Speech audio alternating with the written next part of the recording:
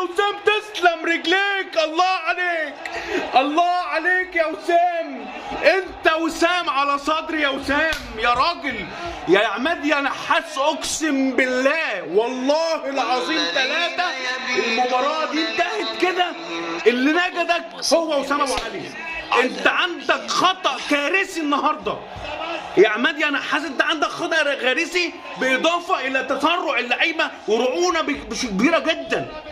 بس خلينا نحتفل بالهدف اللي يا ولد يا وسام، يا ولد دي ما ترجعش، اقسم بالله ما ترجعش يا وسام. اوف اوف على دي مباراه، اوف على ده فريق، اوف على ده على الروح. ايه ده الواحد على اعصابه، اقسم بالله العظيم. انا من الدقيقه 65 ما قعدت، والله من الدقيقه 65 ما قعدت، من الدقيقه 65 وانا واقف على اعصابي، عشان انا ما عنديش الامان في لعيبتي عموما بسبب الرعونه اللي حسيتها منهم. ده غير كمان اللي زود المبلطين اللي عملوا عماد النحاس النهارده.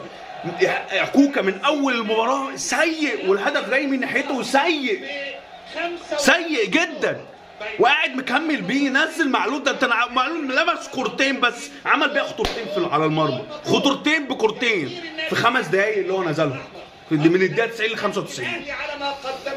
مش عارف، انا مش عارف. الحمد لله الحمد لله الحمد لله على ال3 نقط، الحمد لله الحمد لله على وسام ما رجعهاش.